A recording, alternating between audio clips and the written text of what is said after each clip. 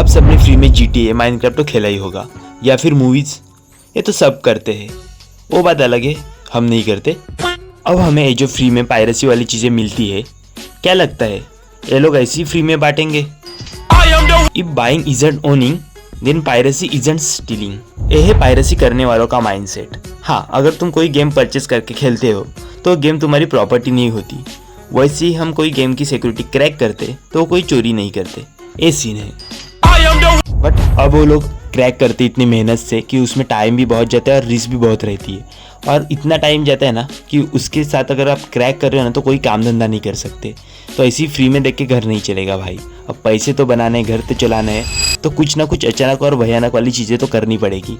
तो ये लोग क्या करते हैं, क्योंकि वो जो फाइल्स रहता है उसमें कोई वायरस डाल के दे दिया, या फिर कोई ऐसी एडवर्टाइजमेंट कर दी, या फिर क्रिप्टो माइनर्स। ये तो कॉमन होता ही है कि क्रिप्टो माइनर्स डालेंगे और आपके पीसी में से माइनिंग करेंगे, ये वाला सीन है। तो समझ के लेना पड़ेगा। और बाकी अगर वैसे नहीं करते, पैकेज में कुछ गलती नहीं है, तो उनके अचानक भयानक वाली वेबसाइट पे अचानक भयानक वाली एड्स, मतलब इतने किलोमीटर पे ए है, उतने किलोमीटर पे ओ है, तो ए वाला सीन है। तो थोड़ा संभल के रहना ही पड़ता है।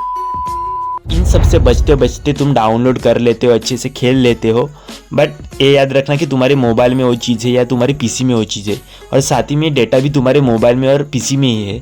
तो समझ जाना तुम्हारे डेटा की।